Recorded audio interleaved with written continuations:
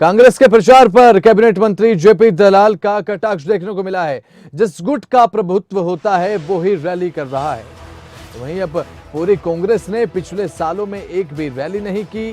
कांग्रेस का सबसे बड़ा मुद्दा संगठन को बनाना है। ये बात कही जेपी दलाल ने। कांग्रेस जिला अध्यक्ष हल्का अध्यक्ष बनाने में सक्षम नहीं हुई है। ये बात जेपी दलाल की तरफ से कही गई है। निशाना साधते हुए कांग्रेस पर सुनवाते क्या कुछ कहा कृषि मंत्री जेपी दलाल ने। सभी पार्टियों को अपना प्रचार प्रसार करने का लोकतंत्र में हक है और कांग्रेस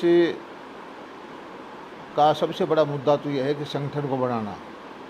इतने सालों से 9-10 साल से कोशिश कर रही है कि वो जिला अध्यक्ष और अपने जो हल्का के अध्यक्ष बनाने में सक्षम नहीं हुए, तो पार्टी है कहाँ पर। जिस गुट का प्रभुत्व हो जाता है वो गुट रैलियां कर रहा है।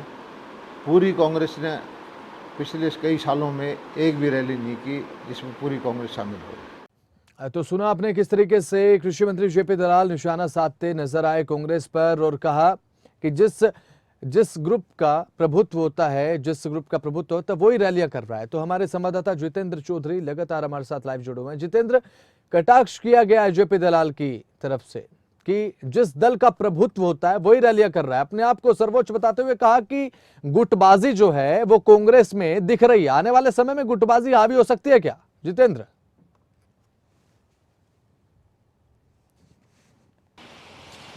देखिए, बिल्कुल बसंत, गुटबाजी और कांग्रेस का संगठन बनाना, ये हालांकि कांग्रेस के कुछ नेता इसे मीडिया पर इसका जो आरोप है वो बढ़ते नजर आते हैं कि मीडिया के सवालों की वजह से ये बातें आती हैं, लेकिन ये बात जग जाहिर है। प्रदेश के लोग इस बात को जानते हैं कि किस प्रकार से गुटबाजी प्रदेश के अंदर कांग्रेस के नेताओं के बीच में ही है। वहीं दूसरी तरफ संगठन ना होना एक बड़ी वजह खुद कांग्रेस के नेता बताते हैं कांग्रेस की कमजोरी की।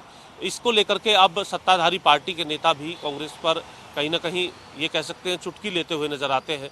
उनका ये कहना ये दर्शाता है कि कांग्रेस संगठन नहीं बना पा रही है और सत्ताधारी पार्टी के नेता अगर ये बात कहते हैं तो सीधे तौर पर एक राजनीतिक तौर पर एक प्रेशर और सवालों का सिलसिला जो है वो कांग्रेस के लिए और भी अधिक खड़े होते हुए नजर आता है।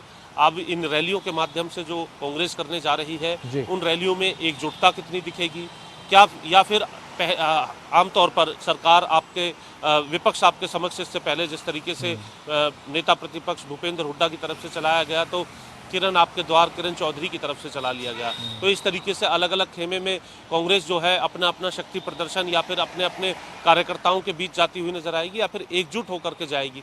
कांग्रेस के नेता इसको भी कांग्रेस का लोकतंत्र बताते हैं। उनका ये कहना होता है कि कांग्रेस में इस तरीके का लोकतंत्र है कि सभी अपने अपने मोर्चे पर लोगों के बीच जाकर के कांग्रेस को मजबूत कर रहे हैं, जबकि सच्चाई गुटबाजी ही होती है क्योंकि सभी नेता एक मंच पर नहीं आ सकते। सभी नेता भावी मुख्यमंत्री हैं।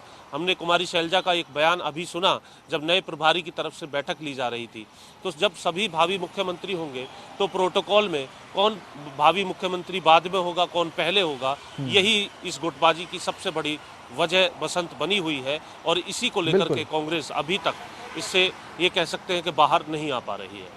ठीक है, बिल्कुल जितेंद्र, इस समय हरियाणा की राजनीति की हम बात कर रहे हैं तो वहीं कांग्रेस की बात आपने कही। कुमारी शैलजा कहती नजर आई कि यहाँ पर तो सारे ही भावी मुख्यमंत्री हैं। ये बयान भी उनके सामने आया था, आपने सुनवाया था। अब ऐसे में कांग्रेस को चाहिए कि एक मजबूत विपक्ष को खड़ा करे, ये सभी एकजुट आए, लेकिन किरण चौधरी अपने हलके में अपने लिए शक्ति प्रदर्शन करती हैं। शक्ति प्रदर्शन पूरे कांग्रेस के एक गुट को लेकर होना चाहिए कि पूरे कांग्रेस पार्टी को लेकर शक्ति प्रदर्शन जनता के बीच में हो कि कांग्रेस एक है? क्योंकि जनता भी जिस तरीके से कांग्रेस प्रचार कर रही है, जनता भी कांग्रेस के इस पटाव को समझ रही है। जितेंद्र, आने वाले समय में बड़ी चुनौती बन सकता है कांग्रेस के लिए, विधानसभा चुनाव की बात कर रहा हूं।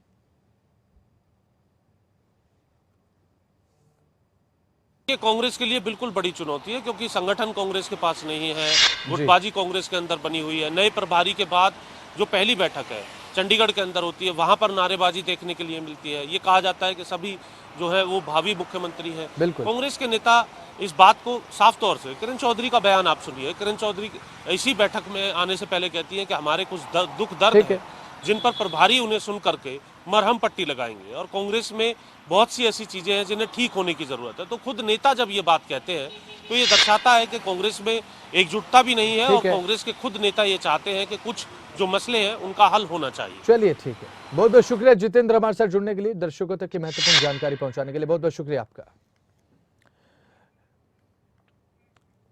तो वहीं अब हरियाणा में राजनीति जो है वो गर्मा चुकी है। सभी राजनीतिक दल अपने अपने लिए अब प्रयास कर रहे हैं कि ज्यादा से ज्यादा प्रचार किया जाए, जनता तक पहुंचा जाए। बात बीजेपी की हो, जेजेपी की हो, कांग्रेस, एनएलओ, यहां तक कि आम आदमी पार्टी भी जो है अपना वर्चस्व खड़ा करने की तैयारियों में हरियाणा में नजर आ रही है। लेकिन मेन जो मुकाबला है बीजेपी बनाम कांग्रेस नजर आ रहा है।